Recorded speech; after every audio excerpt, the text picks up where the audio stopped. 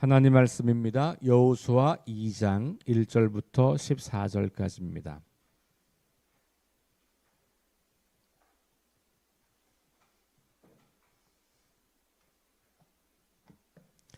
여호수아 2장 1절부터 14절까지 말씀을 함께 읽겠습니다. 눈의 아들 여호수아가 시뜸에서 두 사람을 정탐꾼으로 보내며 이르되 가서 그 땅과 여리고를 엿보라 하매 그들이 가서 라합이라 하는 기생의 집에 들어가 거기서 유숙하더니 어떤 사람이 여리고 왕에게 말하여 이르되 보소서 이 밤에 이스라엘 자손 중에 몇 사람이 이 땅을 정탐하러 이리로 들어왔나이다. 여리고 왕이 라합에게 사람을 보내어 이르되 내게로 와서 내 집에 들어간 그 사람들을 끌어내라. 그들은 이 온 땅을 정탐하러 왔느니라. 그 여인이 그 두 사람을 이미 숨긴지라. 이르되 과연 그 사람들이 내게 왔었으나 그들이 어디에서 왔는지 나는 알지 못하였고 그 사람들이 어두워 성문을 닫을 때쯤 되어 나갔으니 어디로 갔는지 내가 알지 못하나 급히 따라가라.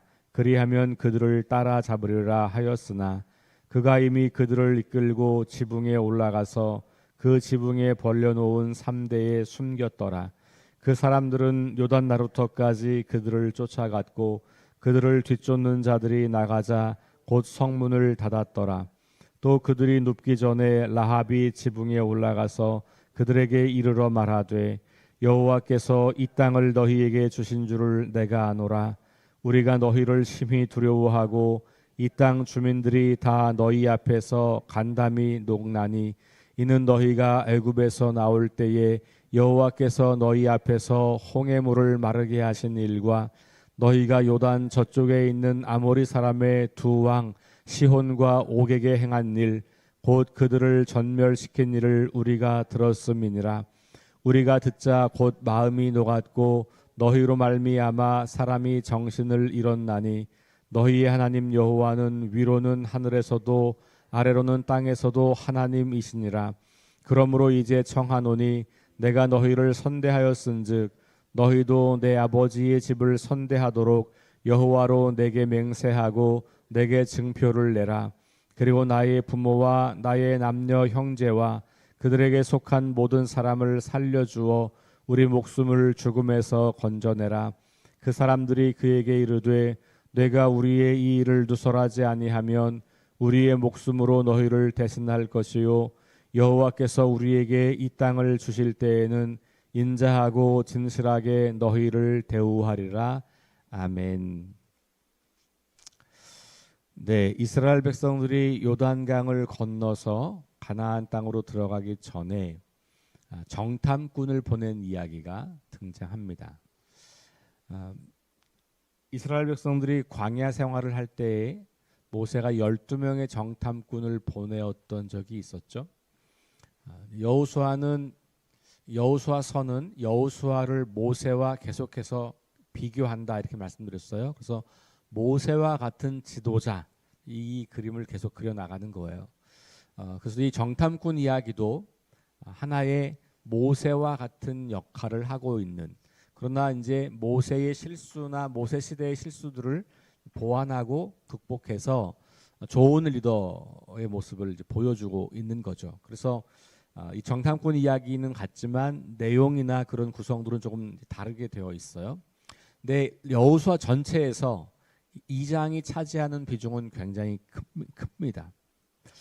이 2장은 가나안 정복 혹은 가나안 전쟁의 성격을 잘 드러내주고 있기 때문에 그래요. 하나님을 믿지 않으려고 하는 사람들이 가장 많이 핑계하는 책이 여호수아예요. 하나님 너무 잔인하더라. 어떻게 아이까지 모든 성에 들어가서 그렇게 다 전멸을 시키냐.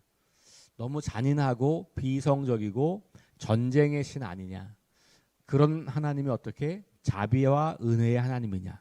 이렇게 질문하면서 이 여호수아에 나와 있는, 특별히 구약에 나와 있는 이 전쟁과 또 막 자비가 없이 무자비하게 사람들을 죽이라고 명령하는, 그리고 그 명령을 따르는 이스라엘을 하나님의 백성이라고 하는 것이 도무지 납득하기가 어렵고 이해하기가 어렵다는 것이죠.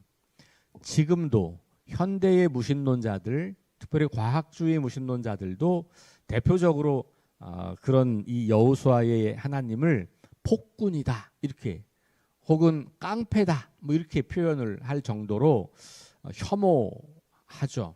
그러면서 성경을 아이들에게 읽히면 안 된다, 이런 이야기들까지 하는 사람들이 있는 거예요.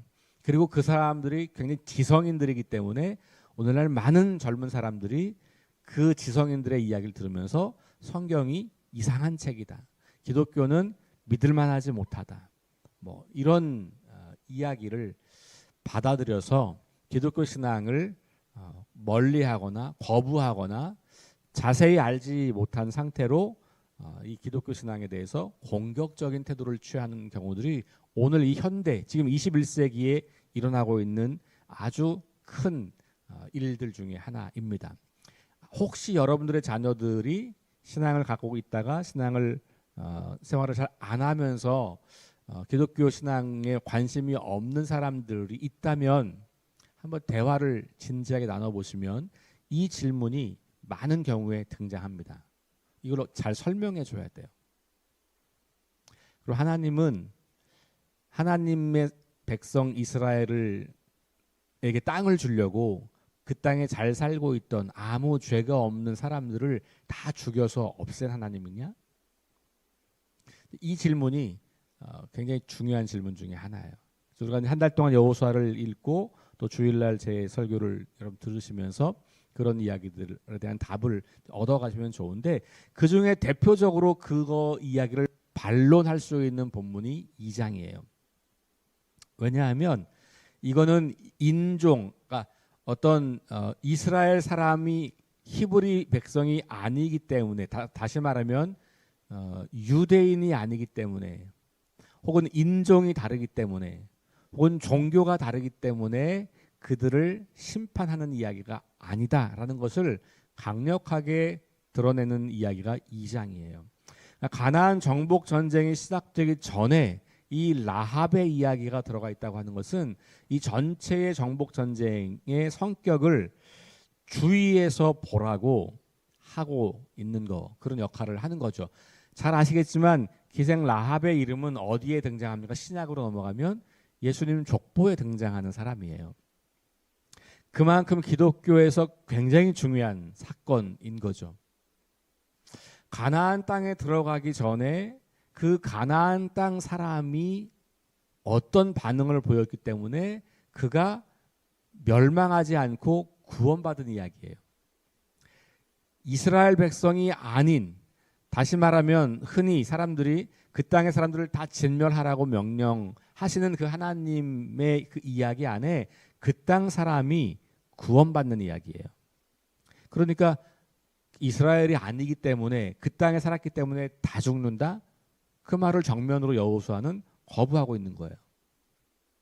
그러니까 이 2장을 어떻게 읽고 어떻게 이해하는가가 여호수아 전체를 어떻게 이해하는지와 굉장히 중요하게 연결되어 있다. 2장은 제가 두 번째 다음 주일날 다시 그래서 설교를 할 겁니다. 1장으로 이번 주에 설교하고 그 다음 주일에 2장으로 설교를 해요. 이 초반에 있는 이 이야기는 굉장히 중요합니다. 자, 그럼 오늘 이야기에서, 오늘은 뭐 새벽에 길게 말씀드릴 수가 없으니까 잠깐 말씀드리자면, 이 정탐꾼들을 숨겨준 이유가 무엇인가 잘 나와 있어요. 그건 뭐냐면 이 라합의 눈으로, 라합의 판단, 정세 판단으로 볼 때 여리고는 곧 망할 곳, 그리고 하나님이야말로 정말 살아계신 하나님, 그동안 이 여리고 성에서 살면서 우리가 믿었던 신, 우리가 의지했던 왕, 이 사람들이 우리의 생명을 지켜줄 사람들이나 신이 아니고 하나님, 저들이 믿는 하나님, 그들이 진짜 하나님이고 온 우주 만물을 다스리는 진짜 왕이시구나 라고 하는 것을 고백하는 거예요. 자, 오늘 말씀에 8절 보세요. 이제 정탐꾼들이 숨어 들어왔고, 그런데 이 정탐꾼들은 좀 미숙한 것 같아요. 금방 들켰어요. 그죠? 그래가지고 이 사람들 추격하는 사람들이 이곳까지 따라왔어요. 그런데 이 라합이 다른 말을 해서 돌려보내고, 그리고 이제 지붕 위로 올라가서 이 사람들에게 말을 하는 거예요. 무슨 말이냐? 자, 보세요. 9절 말씀. 여호와께서 이 땅을 너희에게 주신 줄을 내가 아노라. 여러분, 이거 굉장한 믿음이에요. 이 라합은 이미 이스라엘 백성들이 갖고 있는 믿음보다 어쩌면 더 확실하게 이 믿음을 갖고 있는 거예요. 이스라엘 백성들이야 직접 경험했잖아요.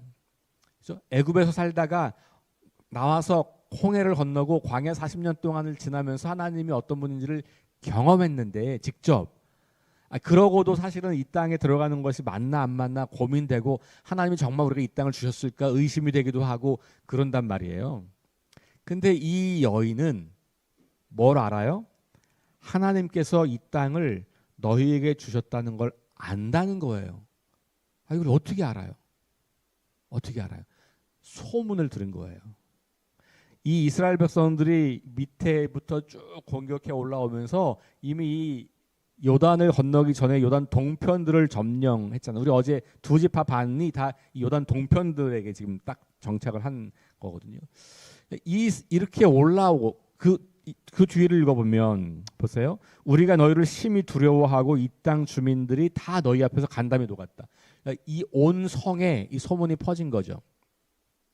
근데 이 라합의 이 여인의 집은 개인 집이라기보다는 일종의 지금으로 말하면 여관 같은 역할을 했다고 보시면 돼요. 술도 팔고 음식도 팔고 숙소도 제공하고, 거기에 이제 이 몸을 파는 여인들도 있었고. 그러니까 우리 조선 시대 때 이렇게 사극을 보면 이렇게 그 기생들이 있는 그런 집들 있죠. 지금으로 말하면 룸사롱 같은 거일 수 있어요.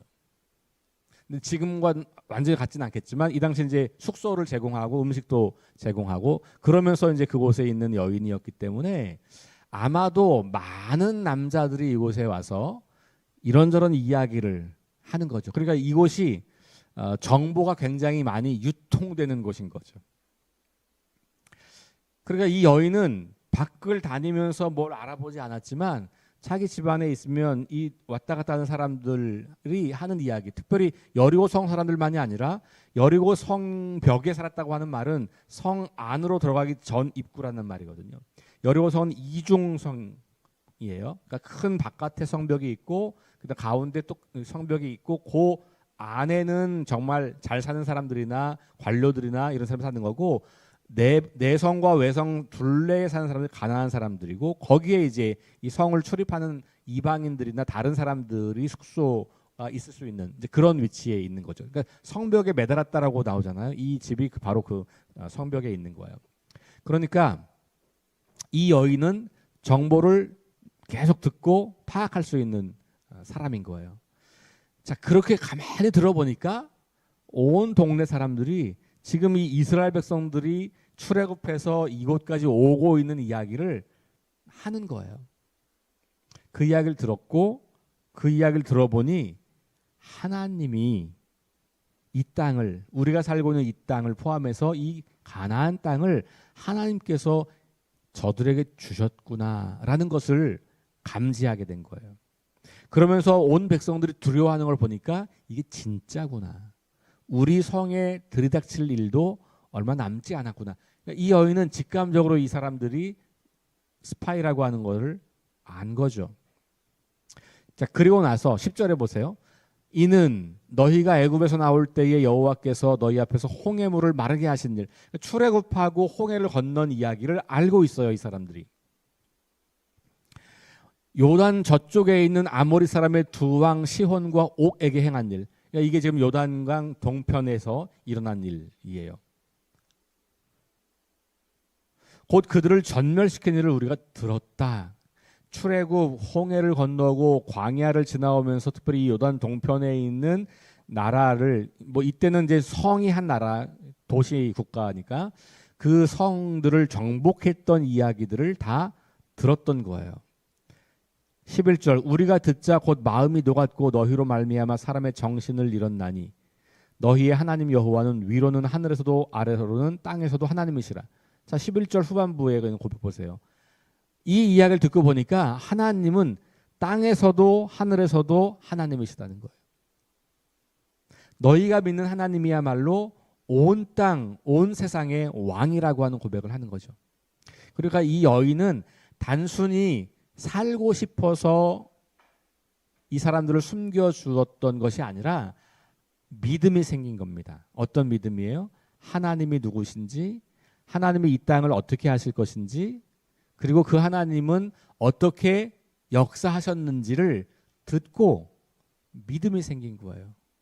그리고 그 하나님께 대한 믿음 때문에 이 사람은 목숨을 걸고 이 정탐꾼들을 숨겨주었고, 이제 오늘 말씀의 후반부에 보면 그 정탐꾼들에게 이야기하는 거예요.